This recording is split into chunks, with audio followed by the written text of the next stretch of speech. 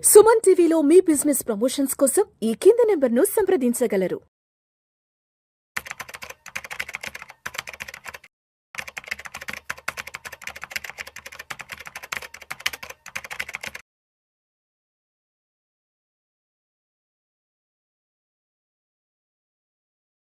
నమస్తే, welcome to Vishnu talks.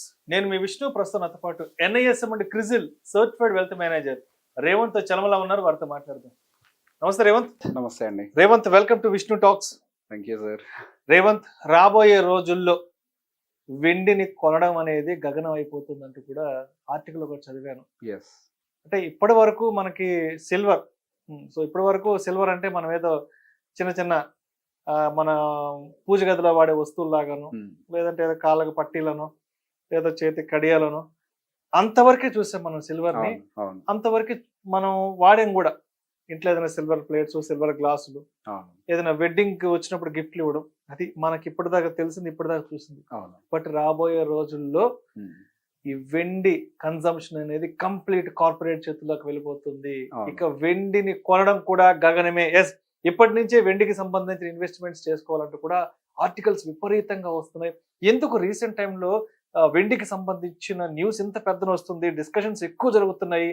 ఏంటి అసలు రాబోయే రోజుల్లో ఏంటి వెండి పరిస్థితి? అంటే అంటే అంటే ఇప్పటి వరకు గోల్డ్ని మనం ఏ విధంగా ఫీల్ అవుతున్నామో, ఎస్, ఇంక రాబోయే రోజుల్లో కూడా వెండి పరిస్థితి కూడా అలానే ఉండబోతుందంటూ కూడా మనకి వార్తా కథనం రెగ్యులర్గా వెలువడుతున్నాయి. ఎందుకు వెండి ఇంతలా పెరిగిపోతుంది అంటారు అసలు? సో సిల్వర్ అనేది మీరు అన్నట్టుగా రెసిడెన్షియల్ యూసేజ్లో జనరల్గా ఎక్కువగా కనిపిస్తూ ఉండేది. సో టెక్నాలజీ పెరిగే కొద్దీ, పర్టికులర్గా ఎలక్ట్రానిక్ కాంపోనెంట్స్ యొక్క యూసేజ్ పెరిగే కొద్దీ, సెమీ కండక్టర్స్ యొక్క యూసేజ్ పెరిగే కొద్దీ ఇప్పుడు ఎవ్రీథింగ్, ప్రతి ఒక్కటి కూడా ఎలక్ట్రానిక్ అయిపోతుంది. సో ఇంతకుముందు మన భారతదేశం వచ్చి ప్రపంచవ్యాప్తంగా అవ్వచ్చు, యావరేజ్ యూసేజ్ ఆఫ్ ఎలక్ట్రిసిటీ తక్కువగా ఉండుండేది. కానీ ఇప్పుడు ప్రతి ఒక్కదానికి కూడా మన ఎలక్ట్రిసిటీయే వాడటం మొదలుపెట్టాం, ఇప్పుడు ఈవెన్ వెహికల్స్తో సహా. సో ఈ ఎలక్ట్రిసిటీ పార్ట్స్లో, కాంపోనెంట్స్ అన్నిట్లో కూడా సిల్వర్ అనేది ఒక ఇండస్ట్రియల్ మెటీరియల్గా వాడటం అనేది ఇప్పుడు యూసేజ్లో బాగా పెరిగింది. ఇప్పుడు సోలార్ ఉంది, సోలార్ బ్యాటరీస్లో కానీ వీటన్నిటిలో కానీ సిల్వర్ యూసేజ్ అనేది కొంచెం ఎక్కువగానే ఉంటుంది. సోలార్ ప్యానల్స్ కానీ వీటన్నిటిలో కూడా. సో బేసిక్గా ఇంతకుముందు సోలార్కి సంబంధించిన మూమెంట్ అనేది తక్కువగా ఉండేది. And going further solar industry అనేది ఎంటైర్ ఎనర్జీ సెగ్మెంట్ మీద కొంచెం డామినెంట్ ఇండస్ట్రీగా మారే అవకాశాలు ఉన్నాయి. సో ఈ ఇండస్ట్రీకి గ్రోయింగ్ స్కోప్ ఉన్నది. ఇది ఒకటి పక్కగా పెడదాం. Next 5G networks. It could be 5G, రేపు 6G రానివ్వండి, 7G రానివ్వండి, ఏదైనా రానివ్వండి. సో ఈ ఫాస్టర్ ట్రాన్స్మిషన్ కోసం అవ్వచ్చు, అందులో వాడే సెమీ కండక్టర్స్ కోసం అగైన్ అవ్వచ్చు, వీటన్నిటిలో కూడా అగైన్ సిల్వర్ యూసేజ్ అనేది. సో గోయింగ్ ఫర్దర్ ఈ టెక్నాలజీ అప్గ్రేడ్. సో ఎప్పుడు కూడా ఒకటే టెక్నాలజీలో ఉండదు, టెక్నాలజీ అప్గ్రేడ్ అనేది కూడా ఈవెన్ ఈ టెలికాం సెక్టర్లో కూడా రెగ్యులర్గా ఉండేది. సో ఈ టెక్నాలజీ అప్గ్రేడ్ జరిగే కొద్దీ కూడా సిల్వర్ యూసేజ్ అండ్ డిమాండ్ కూడా ఇక్కడ కూడా ఎక్కువ పెరిగే అవకాశాలు ఉన్నాయి. అండ్ దాంతోపాటుగా electrical vehicles. So electrical vehicles ఇంతకుముందు మనకి యూసేజ్ లేదు, బట్ ఇప్పుడు ఎలక్ట్రికల్ యూసేజ్ అనేది చాలా పెరిగింది. లాస్ట్ 4-5 years నుంచి విపరీతంగా పెరిగింది. ఎస్, ఇండియాలో ఇంకా పూర్తి స్థాయిలో లేదు కానీ బట్ అదర్ కంట్రీస్ లో పెరిగింది, ఇక్కడ కూడా వస్తుంది, బయట కనిపిస్తుంది, చేంజ్ అనేది కనిపిస్తుంది. అండ్ గోయింగ్ ఫర్దర్ అది ఇంపాక్ట్ కూడా మన ఇండియాలో కూడా కొంత ఎక్కువగానే పడుతుంది. అండ్ ఆ బ్యాటరీ కాంపోనెంట్స్, పర్టికులర్గా ఆ బ్యాటరీ కాంపోనెంట్స్ లో మనకి సిల్వర్ యూసేజ్ అనేది వాడటం మొదలుపెట్టారు. అండ్ గోయింగ్ ఫర్దర్ ఈ ఎలక్ట్రికల్ వెహికల్స్ గ్రోత్. సో ఇప్పటి వరకు ఇండస్ట్రీ ఎక్కువగా లేదు. సో ఈ గ్రోత్ కి ప్రాబబిలిటీ ఉండే ఇండస్ట్రీ అగైన్, ఈ గ్రోత్ కి ప్రాబబిలిటీ ఎక్కువగా ఉండే ఇండస్ట్రీలో ఈ సిల్వర్ యూసేజ్ అని కూడా పెరుగుతుంది. దాంతోపాటు ఎలక్ట్రానిక్ కాంపోనెంట్స్ అవ్వచ్చు, ఈ డివైజెస్ అన్ని కూడా మెడికల్ డివైజెస్ అవ్వచ్చు, వీటన్నిటిలో కూడా సిల్వర్ యూసేజ్ అనేది ఉంటుంది.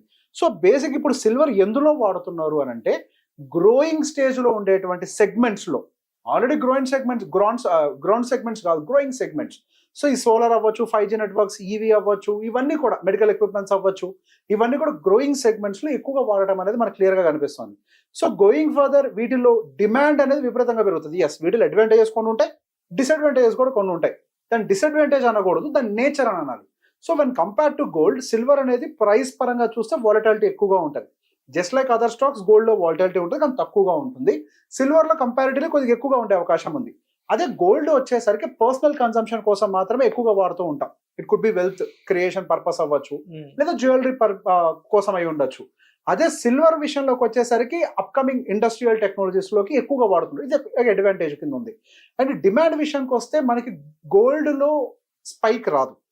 ఎందుకు అది ఒక స్టడీ గ్రోత్ లోనే వెళ్తూ ఉంటది. అది ఎక్కువగా పర్సనల్ కన్సంప్షన్ పర్పస్ లో కానీ వెల్త్ క్రియేషన్ పర్స్పెక్టివ్ లో కానీ వాడుతూ ఉంటారు, కానీ దాని యొక్క గ్రోత్ అనేది స్టడీగా వెళ్తూ ఉంటది. సో ఇక్కడ మనకి ఈ డిమాండ్ గ్రోత్ అనేది సిల్వర్ లో ఎక్కువగా ఉండే అవకాశాలు ఉన్నాయి వెన్ కంపేర్ టు గోల్డ్. ఇదేమో స్టడీగానే వెళ్తది. బట్ సిల్వర్ విషయంలో ఏంటి, ఇప్పటి వరకు దాని యొక్క యూసేజ్ ఎక్కువ చోట్ల లేదు కాబట్టి గ్రోత్ అనేది స్పీడ్ గా లేదు. కానీ ఇప్పుడు దానికి అండర్లయింగ్ వాల్యూ అనేది ఎక్కువగా పెరగడానికి అవకాశం because of the usage. And దాంతో పాటుగా మార్కెట్ వాల్యూ, ఎస్ మనకి మార్కెట్ వాల్యూలో ఇప్పటి వరకు గోల్డ్ అనేది కొంతవరకు హై ప్రైసింగ్ లోనే ఉండొచ్చు. బట్ ఇప్పుడు రాబోతున్నటువంటి సిల్వర్ యూసేజ్ వల్ల దీనికి డిమాండ్ పెరిగి మార్కెట్ వాల్యూ పరంగా కూడా దీనికి ఎక్కువ వచ్చే అవకాశాలు ఉన్నాయి. అండ్ సప్లై కన్సర్న్స్ పరంగా చూసుకున్నా కానీ గోల్డ్ అనేది కన్సిస్టెంట్ గా మెయిన్ చేస్తున్నారు. అదే సిల్వర్ విషయంలోకి వచ్చేసరికి లిమిటెడ్ మైనింగ్ ఉంది. So where there is a limited mining and high demand, అంటే సప్లై అండ్ డిమాండ్ మ్యాచ్ కానప్పుడు సహజంగానే ప్రైస్ అనేది పైకి వెళ్ళడానికి ఎక్కువ అవకాశాలు ఉంటాయి. సో ఫ్యూచర్ అవుట్లుక్ లో చూసినా కానీ yes gold is safer investment, there is no doubt. And దాంతో పాటుగా మనం సిల్వర్ ని కూడా బాస్కెట్ లో పెట్టుకుంటే హై డిమాండ్ రాబోతున్నటువంటి ఒక మెటల్ కాబట్టి అది going further will have good returns. So ఇంతవరకు మనకి సిల్వర్ ఎంత డెలివరీ చేసింది అని అంటే యావరేజ్ గా 11% రిటర్న్స్ అనేది వన్ కంపేర్ అంటే గోల్డ్ కూడా అంతే ఇచ్చింది. లాస్ట్ 10 year యావరేజ్ 11% రిటర్న్స్ ఇచ్చింది. సో అదే 11% రిటర్న్ మనకి ఈ సిల్వర్ లో కూడా యాజ్ ఆఫ్ నో కనిపించింది. సో డిమాండ్ అనేది పెరగబోతోంది కాబట్టి ఎక్స్పెక్టెడ్ రిటర్న్స్ అనేవి మనకి సిల్వర్ లో మరింతగా ఉండే అవకాశాలు కనపడుతున్నాయి. సో ఇక్కడ ఇంకొక పాయింట్ ని పట్టుకోవాలి, సిల్వర్ అనగానే మనం వెళ్ళిపోయి again silver coins silver balls కొన్నాము అని అంటే బలైపోతారు, అన్డౌటెడ్లీ బలే అవుతారు. గోల్డ్ లాగా ఉండదు అది. సిల్వర్ ని మార్కెట్ లో లిక్విడేట్ చేయడం చాలా కష్టం, దానికి వాల్యూ ఇవ్వరు అండ్ చాలా కష్టం. సిల్వర్ కనుక మీ దగ్గర ఇంకెక్కువ ఉంది అని అంటే ఇంకా చీపర్ ప్రైస్ అడుగుతారు. ఎందుకు, అది ఇండస్ట్రియల్ యూసేజ్. అదే గోల్డ్ కాదు, గోల్డ్ షాప్కి వెళ్ళి అమ్ముకుంటే వాడేం చేసుకుంటాడు, అది అది ప్రాక్టికల్ గా కుదిరేది కాదు. కాబట్టి ఎప్పుడైనా సిల్వర్ అనేది డిజిటల్ అసెట్ లో కొంటేనే మీకు ఉపయోగపడుతుంది.